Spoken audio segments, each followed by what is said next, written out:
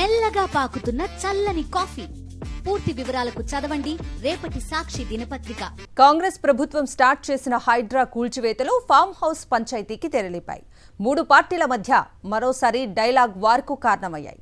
ఈ వివాదం మొత్తం మాజీ మంత్రి కేటీఆర్ దని చెబుతున్న జన్వాడ ఫామ్ హౌస్ చుట్టూ తిరుగుతోంది. హైకోర్టుకు చేరిన ఈ ఇష్యూతో కాంగ్రెస్ బీఆర్ఎస్ నేతల ఆస్తుల చిట్టా విప్పుతున్నారు. తెలంగాణ రాజకీయాల్లో హైడ్రా ప్రకంపనలు సృష్టిస్తోంది. బఫర్ జోన్లో చేపట్టిన నిర్మాణాల కూల్చివేతలు అధికార విపక్ష నేతల ఆగ్రహానికి గురైంది. కాంగ్రెస్ ఎమ్మెల్యే దానం నాగేందర్తో మొదలైన ఈ పంచాయితీ జన్వాడ ఫామ్ హౌస్ వరకు వచ్చి ఆగింది. ఈ ఫామ్ హౌస్ మాజీ మంత్రి కేటీఆర్దేనన్న ప్రచారం చాలా కాలంగా సాగుతోంది. గతంలో ఈ ఫామ్ హౌస్ పై డ్రోన్ ఎగురవేశారన్న కారణంతో అప్పటి పీసీసీ చీఫ్ రేవంత్ రెడ్డిని కేసీఆర్ ప్రభుత్వం అరెస్టు చేసింది. తాజా హైడ్రా యాక్షన్స్ నేపథ్యంలో జన్వాడ ఫామ్ హౌస్ ను కూల్చేస్తారని సోషల్ మీడియాలో జోరుగా ప్రచారం సాగింది. ఈ క్రమంలోనే ఫామ్ హౌస్ కూల్చివేతను ఆపేయాలంటూ బీఆర్ఎస్ నేత ప్రదీప్ రెడ్డి న్యాయస్థానాన్ని ఆశ్రయించారు. దీంతో జన్వాడ ఫామ్ హౌస్ విషయంలో మరోసారి మాజీ మంత్రి కేటీఆర్ పేరు తెరపైకి వచ్చింది. అయితే ఫ్రెండ్ ఫామ్ హౌస్ ను తాను లీజుకు మాత్రమే తీసుకున్నానని క్లారిటీ ఇచ్చారు కేటీఆర్. అది బఫర్ జోన్లో నిర్మించి ఉంటే తానే కూల్చివేయిస్తానని, ఇదే సమయంలో సీఎం రేవంత్ రెడ్డితో పాటు మంత్రుల ఫామ్ హౌస్లు కూడా కూల్చేయాలని డిమాండ్ చేశారు. నాకంటూ ఏ ఫామ్ హౌజు లేదు, స్పష్టంగా చెప్తా ఉన్నా. నా మిత్రుడు ఒక ఆయనకి ఫామ్ హౌస్ ఉంటే నేను లీజ్ మీద తీసుకున్నమాట వాస్తవం. ఒక 7-8 ఏళ్ళ నుంచి లీజ్ మీద ఉన్నమాట వాస్తవం.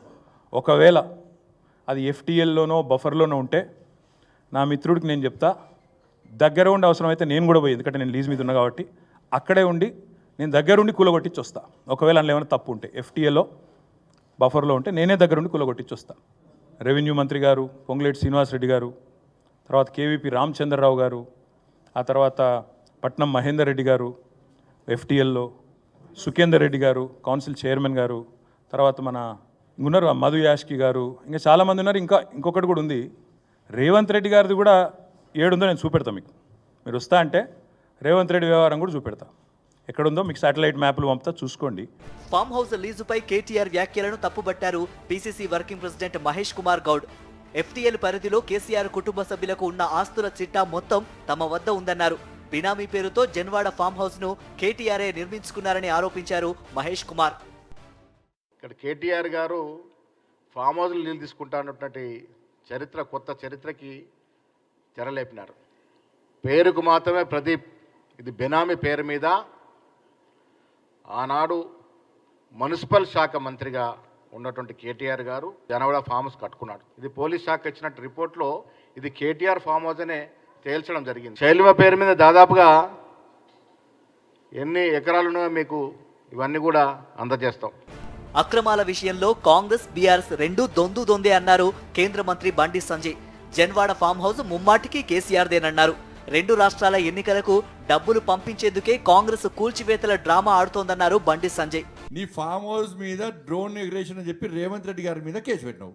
మరి ఎవరి ఫామ్ హౌస్? అప్పుడు నీ ఫామ్ హౌస్ అని కేసు పెట్టినావు కదా, ఎందుకు పెట్టినావు? మరి ఇప్పుడు లీజ్ అప్పుడు నీ ఓను దానిలో సగం మంది కాంగ్రెస్ వాళ్ళ ల్యాండ్స్ ఉన్నాయి. దానిలో చిన్న చిన్న గుంటలు గజాల జాగున జోలికి పోతురు, కానీ 5 ఎకరాలు 10 ఎకరాలు పెద్ద ఆసాంలో జోలికి మాత్రం పోతలేరు. దానిలో కాంగ్రెస్ వాళ్ళు ఉన్నది, బీఆర్ఎస్ ఉన్నది, మళ్ళీ కాంప్రమైజ్ అవుతారు. అంత కరెక్షనే. మహారాష్ట్రకి ఎన్నికలకు పైసలు కావాలి కాంగ్రెస్ వాళ్ళకు, హర్యానా ఎలక్షన్లకు పైసలు కావాలి, ఇక్కడి నుంచి పంపాలి కంపల్సరీ. తెలంగాణకు 2 రాష్ట్రాలు ఇచ్చిరట, కానీ కంపల్సరీ పైసలు పంపాల్సి వస్తుంది. మొత్తంగా ఫామ్ హౌస్ పాలిటిక్స్ లో బీఆర్ఎస్ కాంగ్రెస్ ఒకదాన్నొకటి టార్గెట్ చేసుకున్నాయి. మరోవైపు ఇందులో ఇన్వాల్వ్ అయిన బీజేపీ 2 పార్టీలను డిఫెన్స్ లో పడేసేలా చేసింది.